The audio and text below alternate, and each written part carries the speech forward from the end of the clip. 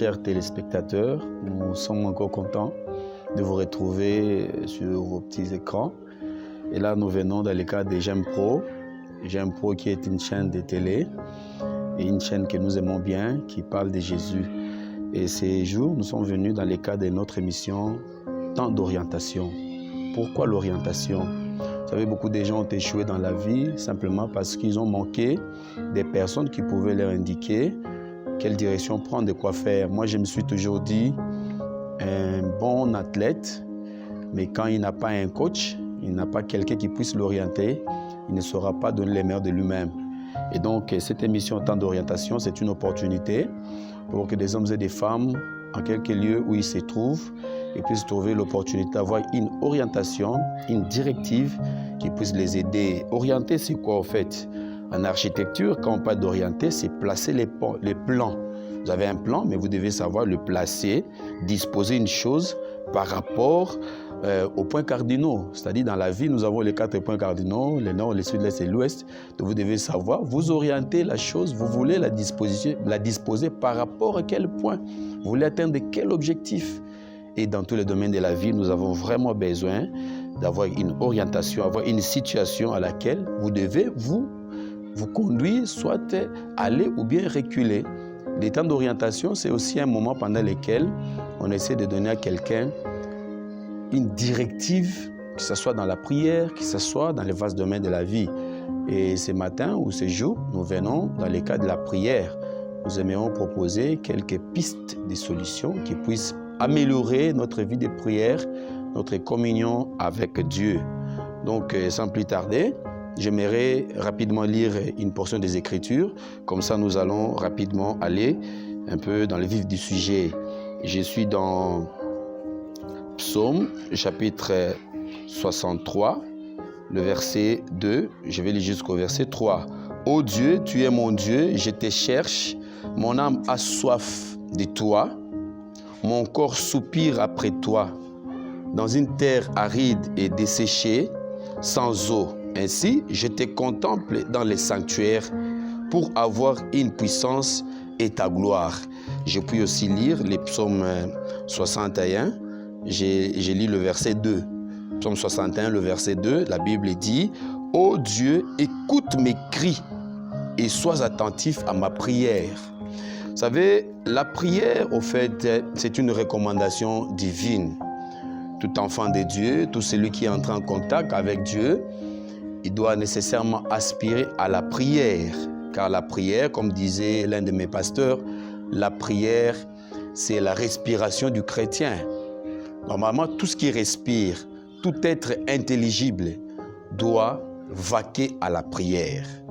La prière, c'est un moment de dialogue, un moment fort où le divin créateur accepte de descendre jusqu'au niveau de la création, de la créature, parler avec l'homme, un moment où il veut échanger avec l'homme, un moment où l'homme doit aussi échanger avec Dieu. J'aimerais rapidement aussi nous mettre l'eau à la bouche en disant que la prière débloque les situations impossibles. En fait, la prière, c'est une voie de recours très sûre. Vous pouvez manquer aujourd'hui un interlocuteur valable, quelqu'un qui puisse parler en votre faveur auprès des autorités de la place, mais j'aimerais vous dire qu'au travers de la prière, les sans-voix retrouvent la voix, car Dieu écoute la prière. Et la Bible est claire, il dit, toi qui écoutes la prière, tous les hommes viendront à toi. Il est le seul qui écoute la prière. Au milieu de la nuit, quand les bureaux sont fermés, quand les hommes ne peuvent plus faire des mouvements, quand même ceux-là qui sont prêts à nous écouter à chaque instant sont au plus profond de leur sommeil, Dieu est là pour écouter notre prière. La prière, c'est une vie engagée dans la bataille spirituelle. Les gens qui voudraient aller loin, j'aimerais vous dire, vous ne pouvez pas aller loin sans la prière. Et donc maintenant, nous n'allons pas prier n'importe comment, il faut une orientation. Je vois un jour Jésus avec ses disciples. Ils lui disent, mais Jean-Baptiste avait appris à ses disciples comment prier, mais comment toi? Apprends-nous aussi à prier. Je pense que là, ce sera notre deuxième leçon. Mais pour la première leçon, j'aimerais parler de la prière comme étant un appel divin. Dieu nous appelle à la prière parce que Dieu voudrait entrer en contact avec l'homme qu'il a créé à son image selon sa ressemblance. Dieu voudrait nous voir faire le pas vers lui, mais à travers la prière. Mais qu'est-ce qui se passe? Dieu est esprit, et donc il n'a pas la chair, il est esprit. Et la Bible dit, il faut que ceux qui s'approchent de Dieu croient qu'il existe et qu'il est le rémunérateur de ceux qui les cherchent. À travers la prière, nous nous approchons de Dieu. À travers la prière, nous expérimentons aussi des moments fabuleux avec Dieu. Vous allez voir les psaumes de David. David était dans les déserts de Juda. Mais dans ces déserts-là, il éprouvait une soif. Il éprouvait un désir. Et son désir était celui d'entrer en contact avec les divins créateurs. C'est comme ça qu'il pouvait dire, « Oh Dieu, tu es mon Dieu, je te cherche. Mon âme a soif de toi, mon corps soupire après toi. » Les hommes et les femmes de prière doivent être des personnes qui doivent éprouver la soif de Dieu. On ne peut pas prier parce qu'on a seulement un problème. Mais quand nous prions, la première des choses, c'est d'abord exprimer la soif qui est en nous. Car sans Dieu, nous sommes comme des coquilles vides. Nous sommes comme des citernes crevassées. Et donc, sans Dieu, l'homme ne peut rien. Et Jésus l'a dit dans Jean 15, il dit, sans moi, vous ne pouvez rien faire. À travers la prière, nous avons l'opportunité de nous ressourcer. À travers la prière, nous avons également aussi l'occasion de répondre à l'appel du divin créateur. Donc, je disais, la première des choses, c'est que nous devons avoir comme orientation, comme directive claire, comme plan. La prière, c'est un appel divin. Dieu appelle les hommes à rentrer en contact avec lui parce que c'est lui la source.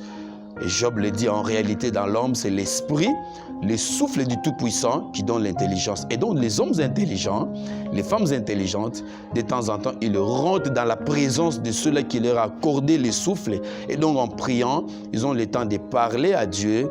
Effectivement, comme c'est un dialogue franc, un dialogue profond, Dieu aussi, il parle, il communique avec sa création. Et donc, ne pas prier, c'est désobéir à l'appel, parce que Dieu voudrait que les hommes rentrent auprès de lui, parlent avec lui. Vous verrez dans Ésaïe 56, le verset 7, il est écrit, « Car ma maison sera appelée une maison de prière pour tous les peuples. » Ici, quand on parle de la maison de Dieu, il parle d'Israël, un peuple qui devait rester en communion permanente avec Dieu. Et donc, tout le peuple qui voudrait entrer en contact avec Dieu devrait nécessairement entrer en contact avec ce peuple-là qui vit déjà en communion avec Dieu. Donc, la maison d'Israël, qui est une maison de prière, en d'autres termes, une maison qui vit en communion permanente avec les créateurs.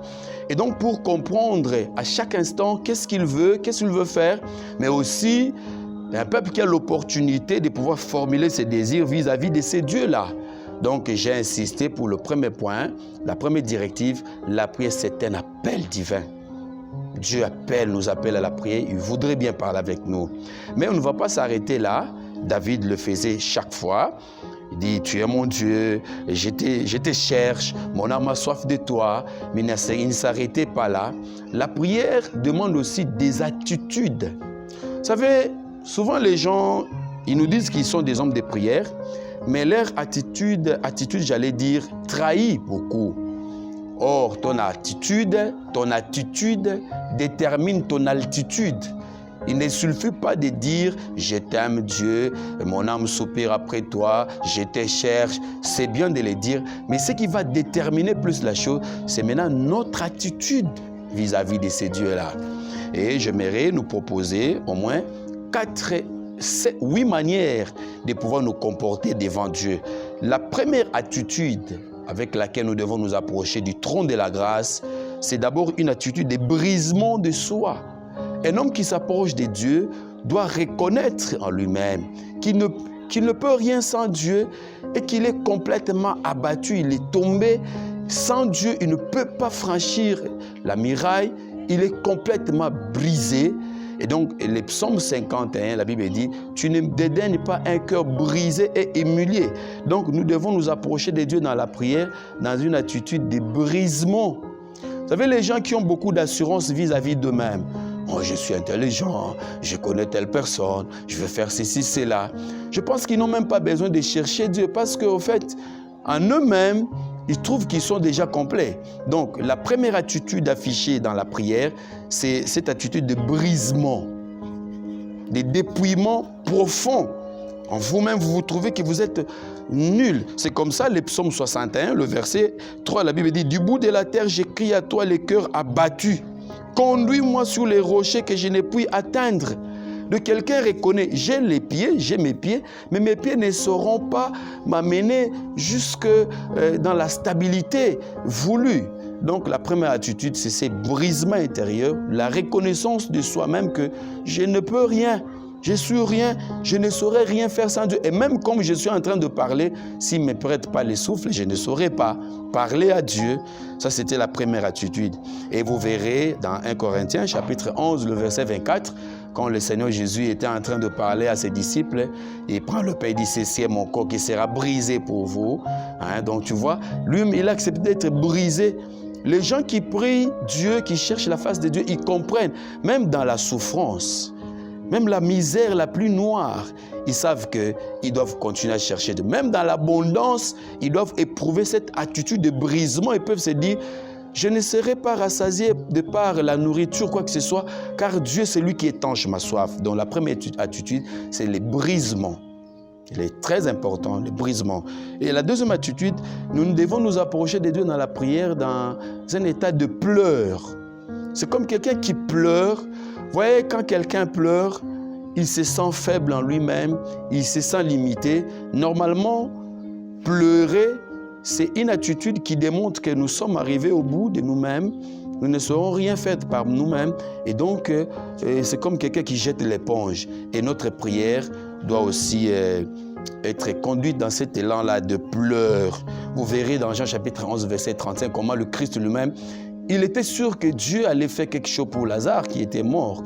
Mais la Bible dit, Jésus pleura. Ce n'était pas une fuite en avance, mais je pense que c'était une attitude très importante dans la prière et nous devons observer cette attitude-là. Au fait, dans les pleurs, nous voyons aussi la compassion. Nous voyons la compassion des uns des autres. Il m'arrive comme pasteur, peut-être je ne l'ai pas dit tout au départ, c'est votre serviteur, le pasteur Clovis Armand Kiboué. Il m'arrive de prier pour des gens, des malades, et des larmes me coulent. Je pleure en même temps avec les malades, ou bien des gens qui ont telle situation. Je m'approche de Dieu dans un élan de brisement et de pleurs. Quand Dieu nous regarde, la Bible dit, il ne méprise pas un cœur brisé et humilié. Et donc la troisième attitude à afficher, c'est aussi nous approcher de Dieu dans un élan d'humilité. D'humilité. Beaucoup de gens prient, mais avec le dédain, avec une telle arrogance. Mais Dieu ne peut pas exaucer les orgueilleux. Les orgueils n'auront pas peur, n'auront pas part à la promesse de Dieu. Vous verrez dans le livre de 1 Pierre, chapitre 5, le verset 6, la Bible dit « Humiliez-vous donc sous la main puissante, sa main puissante de Dieu. » Excusez-moi, humiliez-vous donc sous la main puissante de Dieu, afin qu'il vous élève au temps convenable. Oh, je trouve trop mal quelqu'un qui prie avec trop d'orgueil.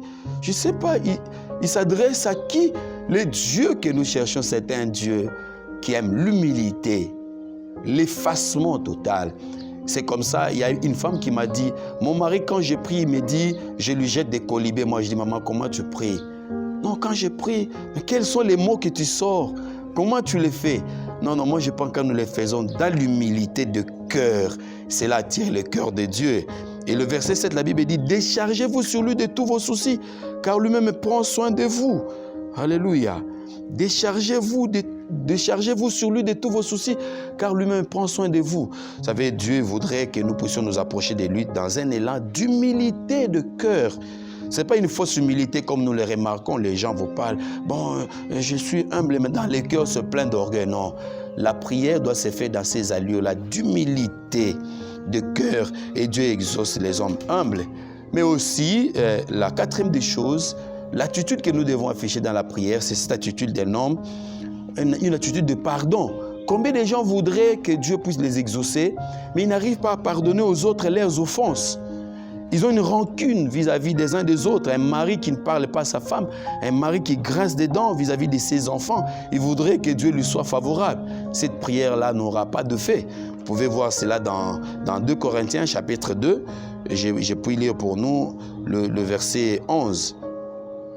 afin de ne pas se laisser à Satan l'avantage sur nous, car nous n'ignorons pas ses desseins. Au reste, verset 12, lorsqu'il fut arrivé à Troas, excusez-moi, ça doit faire le verset 10, 2 Corinthiens chapitre 2, verset 10. Or, à qui vous pardonnez, je pardonne aussi. Et ce que j'ai pardonné, si j'ai pardonné à quelque chose, c'est à cause de vous en présence de Christ.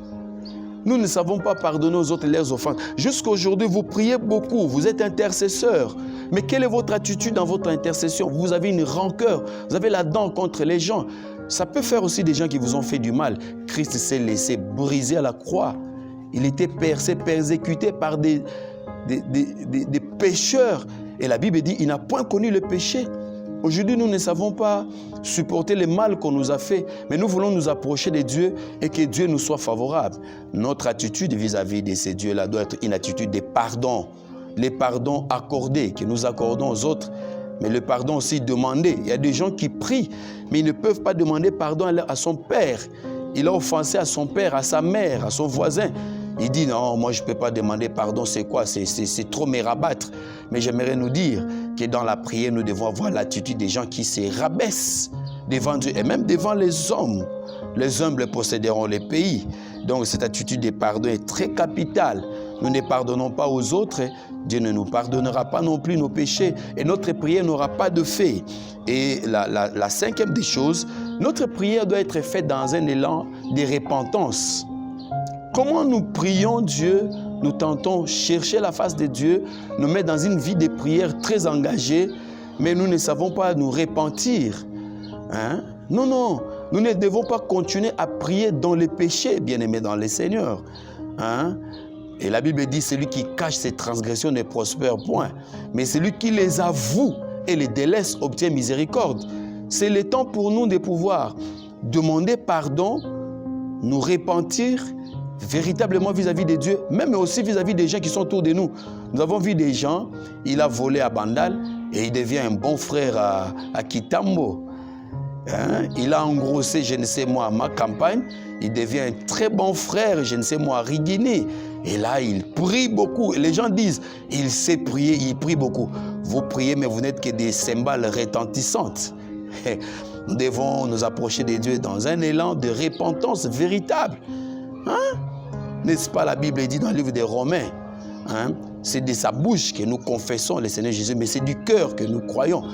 Véritablement, si nous croyons à cet homme de Jésus, mais notre cœur doit les confesser.